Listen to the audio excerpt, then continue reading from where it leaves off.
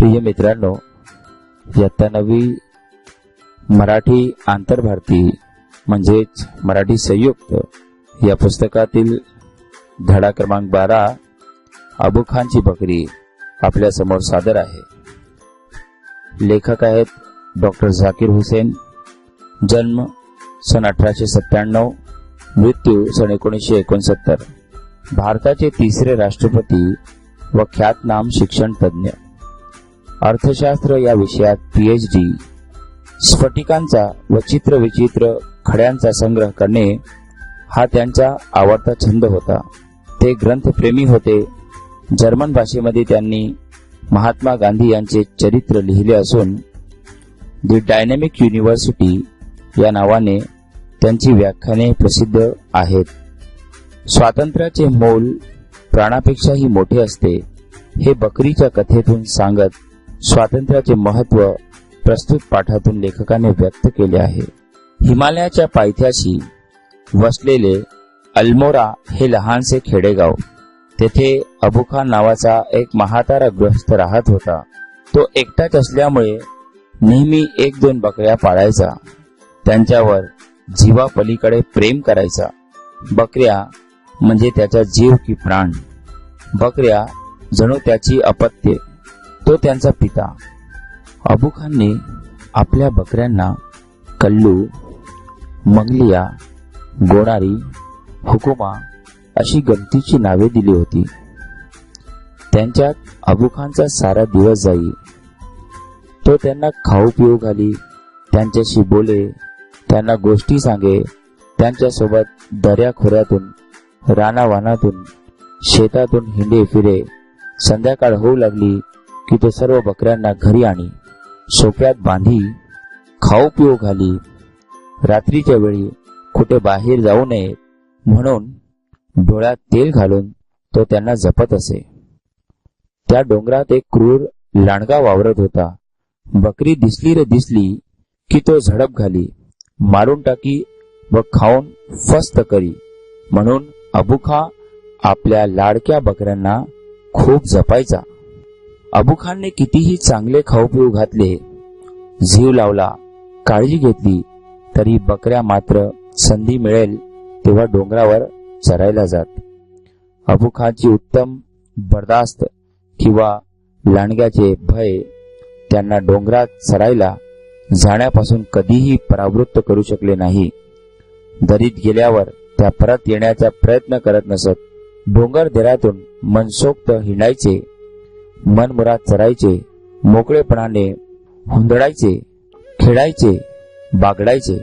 हे स्वतंत्र आणि मोकळेपणा, जन्मजात असलेली साहसी वृत्ती यांमुळे त्यांना अबू खानच्या बंदिस्त आणि शांत घरापेक्षा दऱ्याखोऱ्यांतील धोक्याचे जीवन अधिक आवडत असे.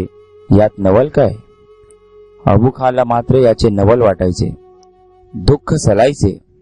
त्याला बकऱ्यांच्या वागण्याचे कोडे उलगडायचे नाही. मी एवढे हिरवे हिरवे लुसलुशीत गवत देतो, शेतातले धान्य देतो, घरी दाणा पाणी करतो, एवढे करूनही माझ्याजवळ त्या राहत नाहीत. डोंगरात जातात, लांडग्याची शिकार होतात, जीव गमावून बसतात. अबू खान मनातल्या मनात हळहळायचा. त्याचे डोळे चिंब व्हायचे. शेवटी त्याने ठरवले की यापुढे बकरी पाळायचीच नाही. काही दिवस असेलच गेले, परंतु त्याला बकरी वाचून करमेना, अन्नही जाईना. अखेर त्याचा निश्चय ढळला आणि एक दिवस त्याने एक छोटीशी बकरी आणली. ती फार सुंदर होती. बर्फासारखी पांढरी शुभ्र, अंगावर मऊ मऊ केस, टोकदार शिंगे, लाल चुटुक डोळे. अबू खानचा तिच्यावर जीव जडला. तिचे त्याने आवडीने नाव ठेवले चांदणी. आकाश उजळून काढणारी पांढरी शुभ्र चांदणी असते तसे अबू खानचे आयुष्य उजळून प्रसन्न करणारी ही बकरी चांदणी. अबू खानने विचार केला, हिला खूप खाऊ पिऊ घालू, खूप खूप जीव लावू. डोंगरात जायचा विचारही हिच्या मनात यायला नको. त्यामुळे अबू खान तिला नेहमी सोबतच ठेवू लागला. तिचा दोरही लांब लांब ठेवला.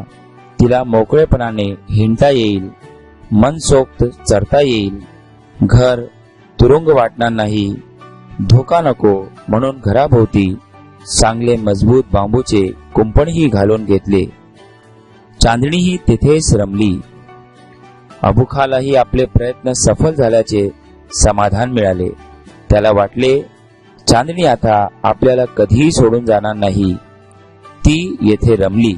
एकदा चांदणीने समोर बघितले. वा, पर्वताची शिखरे किती सुंदर. तिथे जाऊन उड्या मारण्यात, नाचण्यात काय गंमत असेल. छे छे, आपण काय या बंधनात पडलो. 4 भिंतीचा तुरुंग, दोराचे बंधन, केवढे हे दुर्दैव. आपल्याला डोंगरच हवा, मुक्त हवा हवी, मनसोक्त हुंदडायला हवे, तोच जीवाचा आनंद. झाले, तिचे वागणेच बदलले. अबुखाचे गवत आवडेनासे झाले. त्याच्या हाताच्या पाण्यातला गोडवा हरवला. त्याच्या गोष्टीत मन रमेना. ती सारखी त्या डोंगराकडे बघत बसे. तिचे दुःख अबुखाला जाणवले. तो तिची अधिकाधिक काळजी घेऊ लागला, बर्दाश्त ठेवू लागला. अबुखाने लांडग्याचे भय दाखवले तेव्हा चांदणीने आपले 2 शिंगे दाखवली. जणू ती सांगत होती की शिंगांनी त्याचा मुकाबला करीन, लढत देईल. हा तिचा निर्धार अबुखानने ओळखला. त्याने तिला लांडग्याचा धाक दाखवला. त्याने मारलेल्या बकऱ्यांच्या कथा ऐकवल्या. ती सुरक्षित राहावी म्हणून तिला खोलीत कोंडून कुलूप घातले. हे करताना खिडकीकडे त्याचे लक्ष राहिले नाही. चांदणी त्याच खिडकीतून उडी घेऊन आपले सारे बळ एकवटून पळाली. डोंगर जणू दोन्ही हात पसरून तिचे स्वागत करत होता. मोकळा थंडगार वारा तिला कुरवाळत होता.